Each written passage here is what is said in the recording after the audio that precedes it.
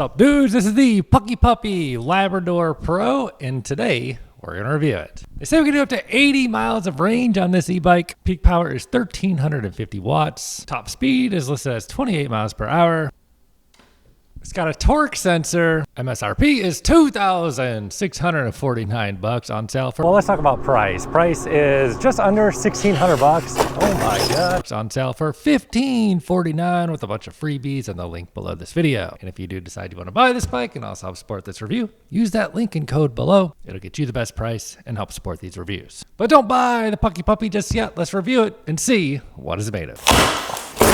And here's what it looks like when you get out of the box. Got a really wide, super wide, big seat. And this one comes in this super bright, high visibility orange. It's got a bit of a two-tone paint job, a little bit of gray on the rear. It is a full suspension bike. This is a pretty interesting linkage setup. I don't think I've seen one like this before. It does have a Puckipuppy branded shock on it. It does not appear that there's any sort of adjustments or air chambers on that. So we'll have to see how it feels. And of course we have suspension on the front. Looks like about 160 millimeters of travel. Also appears to be really basic suspension, just a simple open and lock adjustment. The travel on that front suspension is listed as 130 millimeters. And of course on the rear of the bike is a geared hub motor. It is also branded Puckipuppy. This is listed as 1,350 watts of peak power. Nominal power is certainly less than that. We'll feel it out. It'll just depend on what kind of controller we have, which the controller looks like it is mounted on the inside of the bike frame. Same place the battery is mounted here. This drops in from the bottom. Let's check it out. So the bottom of the battery reveals it is a 48 volt, 20 amp hour battery pack. And as you've likely noticed, we are rolling on 26 by 4 inch fat tires. Here's the tread pattern on them. Pretty deep, knobby tread. They've got spokes. Brake rotors are 180 millimeter. No through axle or something fancy like that. Just a standard wheel mount there. We also get a 180 millimeter rotor on back, and we are rolling on Logan hydraulic disc brakes. Handlebars are mostly flat, a little bit of rise. It's got rubber ergonomic grips, Logan hydraulic brake levers. Thumb throttle is on the left. Here's the controls. This one's got 8 gears on a Shimano shifter. And the fork has open dropouts. And compared to a lot of the bikes I build, this one is fairly intense. We have a lot of stuff to put on. Fender. We even have to put our own freaking kickstand on. And we got to get that rack back there. And we have a bunch of accessories in there we'll check out soon. Gosh, we even have to put the screen on the handlebars. And I can tell you right now, unless you have a drill to take this thing apart, these bolts out and in, you're gonna hate your life, dude. Imagine doing that with a little wrench. Add the kickstand, multiply this by 4. This is when you really appreciate when a rack just comes installed on the bike for you. Is that drill even gonna fit in there? Nope, we're doing this by hand, bro. So front tire goes right on here, and it bolts on. So it comes with a manual, some accessories. Actually has a set of brake pads in there and a tiny little charger. It's only a 2 amp charger, so it'd take you about 10 hours to charge that battery from empty to full. They also give you this cable lock. I actually wouldn't even recommend you use this thing. These are like the weakest locks. These things, you can cut through this with bolt cutters. They do give us a water bottle holder and some brackets. Cell phone holder, looks like decent quality. And it comes with a set of mirrors. And also, what the heck is this thing, man? What is this thing? A freaking tarp? Yep, I guess it's a bike cover. So if you're gonna be storing it outside, so you can keep it clean, keep it dry, that works. Seems like they're really baiting us in with the accessories, the freebies on this one. Bro, getting this rear rack on is a nightmare. This sucks, man. At least we only have to do it once. My God. That build felt brutal. Tons and tons of little stuff, man. So this one has 8 gears and a Shimano Altus derailleur, basic chainring. Pedals are plastic, and a little closer look at this suspension, 1,000 pounds per inch. So I'm gonna leave the seat on minimum height for starters. I'm 6'5", inseam 34. I can tell you with this rack on there and high step, it's a little bit of a bike to get on. This thing's pretty big. The seat is real wide looking. How does it feel to sit on? Just fine. Rear suspension is working. I can feel it. Seems all right on the rear suspension. Actually, way better than I was expecting based on the look of it. Feels pretty soft, really. Part of that is probably the squish in the rear tires. They look like they're on about 5 PSI on the rear. So we do have the quick release on the seat. How high can we put it? Right about here. So for a 6'5" dude, what is the riding position like? What is it like to get on? A bit of a bike, as mentioned already. Seat actually comes up pretty high. I like the feel of this seat, and I actually like the rear suspension feel. Here's what the riding position is like approximately. Puts you up on the handlebars just a little bit, not too bad at all. That rear suspension floats pretty good. It does kind of like snap out at the end though. Sounds like a little shock through the bike. Interesting. Pretty soft on the suspension though. Feels like it works decently good. So let's go ahead and get that battery mounted in there. And let's turn on the display. Oh, there we go. Hello. So basic display, it's got some color on there. We've seen this one before. 5 levels of pedal assist. Oh, horn is kind of loud. Frightened myself there. Got a light switch for the headlight. Holding the up and down. What's the advanced menus look like? So easy to operate, advanced settings. Yeah, so you got brightness. Let's just turn it on the brightest one. Unit startup mode. We'll keep it on free mode. So basic stuff. I wonder if we hold plus and minus again, if there's a super advanced settings. No. So it's got the headlight up front. Also the tail light on the back illuminates. When I grab the brake lever, it looks like it gets a little brighter there. And you can turn off all the lights holding down that light button. There's what the brake light looks like. Pretty standard stuff. So let's get this puppy out for a rip. All right, dudes, let's go for an electric bicycle ride on the Puckipuppy. We're gonna do the normal 18-mile route, see how much battery we have left, see how this thing performs. Let's get it on the scale real quick. We'll subtract my weight of 195.8 from 281.6, 85.8 pounds for the whole bike with the battery and my cell phone. And the battery is on a full charge. So in the elevator, here's what the lights look like, shining on the wall there, tail light reflecting off there, grabbing the brake light, lights up a bit more. Pretty normal-ish lights. So let's kick this ride off with the 20% grade. We'll see what kind of torque the Labrador has. So I weigh 200 pounds, just under 200 pounds. We'll do pedal assist 5, throttle only, ready, go! Kind of shows eco mode there, and suspension feels nice, pulling us up at 6 miles an hour on throttle only, so pretty much as expected. Now I'll tell you about the power modes on this thing once we get to the beach. First impressions on it, seat feels nice, rear suspension feels nice and floaty, and the bike definitely puts us up on the handlebars just a bit, so it's not like the most relaxed upright riding position, but leans you forward up on the bars just a bit, helping you to pedal and actually get power down to the pedal. Steering is balanced, so you can take your hands off if you don't feel like leaning forward on the bars. And out of the box settings, even on pedal assist 5, throttle will limit us to 20 miles an hour. And since it does have a torque sensor, you actually have to pedal, put in a decent amount of power to get over 20 miles an hour. So if you want to get out here and ride the traffic over 20 miles an hour, you're gonna have to put in some power on your own. How fast can we go? Going downhill is still giving me power at 31. And with 8 gears, I feel comfortable, you know, cruising pretty quickly here with traffic. Now we do have a decent amount of weight on this bike. Let's see how it feels throwing it into a corner. It's fine. It's definitely got a bit of a step up to get on this bike. Let's give it a 0 to 20 acceleration, throttle only with a 195, 200-pound rider. Ready, go. So it's pretty gentle on the takeoff. Gets us up to 10, 15, and 20. It's a pretty normal amount of power. The takeoff is approachable. It's not gonna like try and pop a wheelie on you or anything too jarring. All right, let's flip this thing around, see what it'll do. Absolute top speed wise, nice Lamborghini. So obviously throttle cuts us up right at 20, and let's talk about some higher speed pedaling. So torque sensor is gonna make you work for it to give you power proportion to how hard you're pressing on the pedals. I have to put in a decent amount of effort to get to 28, 29, it says on there. On my GPS, it's showing 29 and 31, 32 on the onboard, 30 on my GPS. So yeah, 31 actually. And that's pretty much where the 48-volt system is going to limit us to. Not bad on top speed. You really don't want too much more top speed out of a 48, 20 amp hour battery pack because you drain your battery way faster going at those high speeds than slower speeds. All right, up to this point, haven't really done too much pedaling on this thing. Let's see what this is like to pedal. So it does have 8 gears, which is one more than we typically get on these fat tire e-bikes. bikes, the cheaper ones anyway, and a torque sensor, which means you get power in proportion to how hard you press on it. It's the more natural feeling pedal assist system of the two. Actually, let's hop up here, try the suspension off-roading here just a bit. So it does have exceptionally long travel on the front shock, and rear shock, I can't make up my mind on it, man. Like towards the end of the travel on it, it kind of like really just like rockets out and you feel it kind of clanging around. But in the middle of the suspension travel on the rear shock, it actually feels quite plush. It feels real nice. Now with that Puckipuppy shock on there, I do kind of wonder what that shock is. How long is it gonna hold up? How long until you need servicing on it? I guess even if it did fail, you could just replace it with an even higher quality one if you want. Let's see how we do here. So we can do some off-roading on this bike for sure.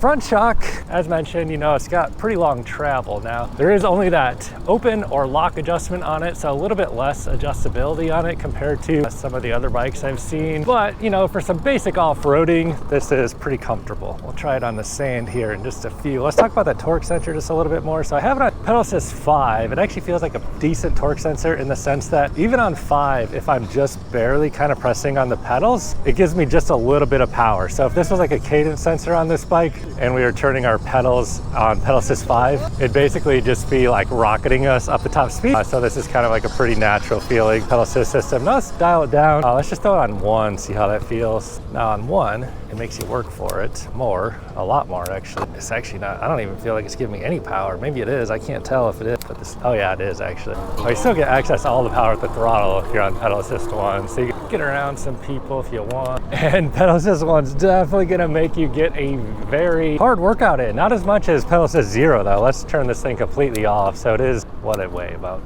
85-ish pounds roughly. Now if your battery were to die, or you just wanna get a really hard workout, throw this thing on down to gear number 1. And with the rear suspension, that's gonna eat up some of your energy in your pedal strokes. It's also gonna take a toll on the range. Sounds like somebody's about to zip by on a skateboard. Yeah, I mean, you're gonna be cruising pretty slow on pedal assist 0, but you can get yourself a darn good workout. So let's try pedal assist 2 now. Dials things up, makes it a little bit easier than pedal assist 1. Quite a lot easier than pedal assist 1, actually. So torque sensor on this one, it's all right. I've tried better ones on hub drive motors that feel a little more responsive. This one does feel a little bit jumpy, I guess, but this bike is pretty cheap, I guess, considering, you know, what you get with the full suspension, larger battery pack, and a ton of accessories. But yeah, once you put on like pedal assist 3, it feels quite a bit more eager and jumpy, the delivery on the torque sensor on this one. Not like unusual, not like bad, not like just top tier torque sensor, I would say. You know, it's like fine. Better than a cadence sensor, that's for sure. Gearing seems good too. Sounds like something's going on over here. Let's check it out. Oh, that's Red Bull. Speaking of Red Bull, let's do a little party trick here ourselves and throttle only up this hill. Barely made it up. This is actually fenced off. But with the full suspension, let's hop the curb. Holy crap, dude. See, the nice part about being on a bike like this, you can just get over to where the action is real quick with throttle. Looks dangerous. How long did you go this fast? Oh, nice. We'll come back through here later, see what's happening. Definitely can do some off-roading on this thing in comfort, especially with this big wide seat. All right, so let's go try this thing on the sand. So we have it on pedal assist 5, gear number 1, full suspension. Tire PSI is a 17 or 18 PSI. I'm just gonna pull the throttle here, gain a little bit of speed, get it up to about 17, pop off here, and you know, with the tall 26 by 4-inch wide knobby tread tires, we're doing this on throttle only so far. I'm just gonna start pedaling because I can feel starting to lose a bit of momentum, but nonetheless, strong enough motor to help us get through this sand, the soft sand. Lost my balance there a bit. Now that we're on the downhill, obviously we've made it home, bro. So the tread on these knobby tread tires is particularly deep compared to a lot of them. So it's gonna give you a lot of grip if you're riding, you know, off-road, on sand, loose dirt, that sort of stuff. Now these sort of knobby tread tires aren't really ideal for riding on the street, but they certainly work there. We'll say the front suspension on this bike does feel a little bit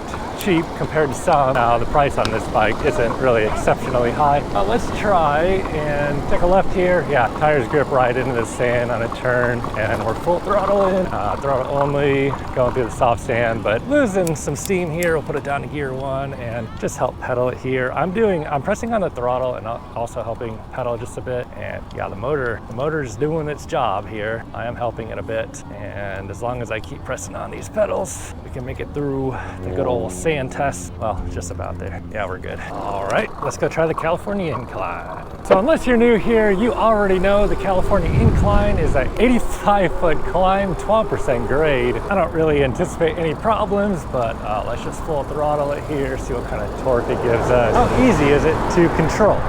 So we're just pulling about 9 miles an hour. I'm gonna have to let off the throttle here and then get back on the throttle. Yeah, just fine, just fine. Hello. Bike testing guy. Yeah, I'm about to do a little. All the time. Yeah. Oh, do you really? We do. Right on. How do you like the electrics? That was mine. I gave it to her. This one is so much nicer. Oh, is it really? Puckipuppy. Yeah, it's a. Yeah, no, right? Yeah, it's a Labrador model. It's like a fat tire. Pretty normal, just normal 26 I was by 4. watching your trike report this morning. Oh, really? Cool. What'd you think of it? Hopefully I won't need a trike for a while. Yeah, it seems like most people try to avoid them as long as possible. Like when I can't balance anymore, maybe. Have you tried a trike before? No, never. Yeah, they handle a little bit goofy, so I think you'll be in for a I surprise. used to ride motorcycles, so I knew what a sidecar was like. Oh, okay. Yeah, it's probably pretty similar concept. It just comes up and goes over if you're not careful. Yeah, they're a little bit strange compared to like e-bikes. I'd say stick with the e-bikes as long as you can. Well, nice meeting you. Yeah, nice to meet you. My name's Matt. Nice to meet you. I'm the nervous rider. You're the nervous I put rider? in like 1,000 miles. I put in 20 minutes. No, I put in okay. We appreciate what you do. Thanks. I appreciate that you guys watch. All right, so from the base of the California Incline, full throttle, gentle start here, 6 miles an hour and 10. So, you know, it feels like a powerful bike. It kind of eases on that power, conserving the battery. We'll see the battery range here in just a little bit. 16 miles an hour at this point, and then we're gonna hit the top speed of 20 on throttle in just a moment here. So that is 20. Obviously, I could start pedaling here just a bit. I'm just gonna be lazy though and just hold it at 20. This bike should have no problem, you know, doing gradual inclines and even steep stuff too. So with all this weight, what kind of brakes we rolling on? 180 millimeter rotors. They are hydraulic brakes, Logan hydraulic brakes. So far they feel good. And coming bombing into the bottom of the California Incline, we'll give them just a bit of a pull here. And it cuts our power nice and smoothly, evenly. Gotta love a nice set of hydraulic brakes, and these ones do feel good. So let's give it a hard stop from right about 20.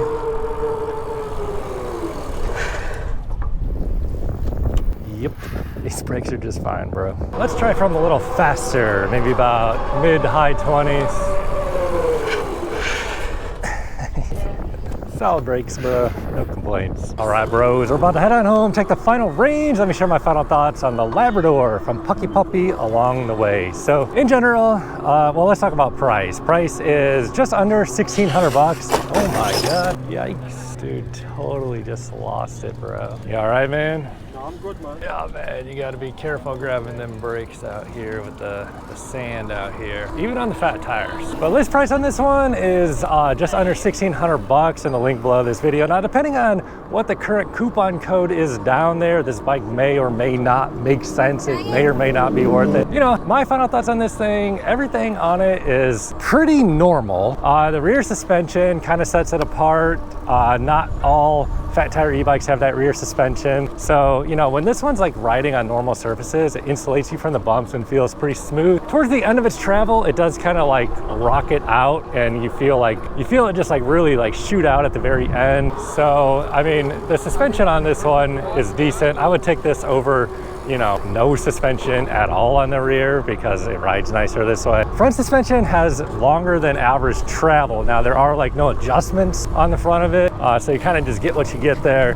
Front shock is definitely feeling pretty basic. Torque sensor feels good on this one. Now, if you do want to go faster than 20, obviously you're gonna have to pedal and use the torque sensor because throttle cuts you off at a hard 20 mile an hour. Power-wise, you know, it's not like jolting levels of power. It feels, you know, strong, but not like thrilling compared to some of the higher power stuff I've tried. The seat on it is nice. I like the seat on this bike, so just chilling riding like this is nice, but it does definitely put you up on the handlebars a bit. So if you're looking for a bike to get in a little bit of a riding position where you can apply power to those pedals. This bike definitely is that.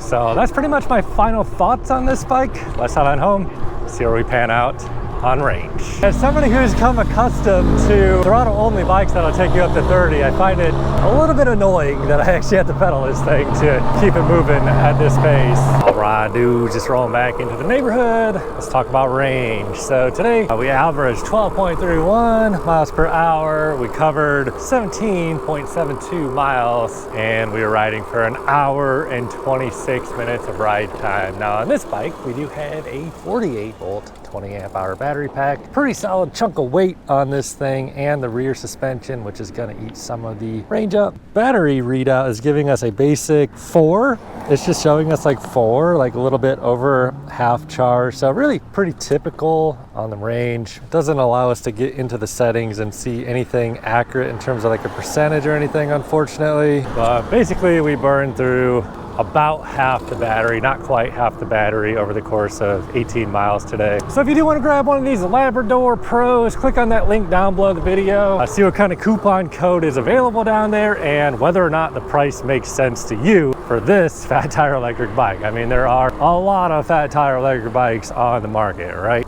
This one does have a lot of accessories included, and you know, it rides decent, bro. However, if this is not the kind of electric bike for you, bro, watch this video. I'll catch you over there.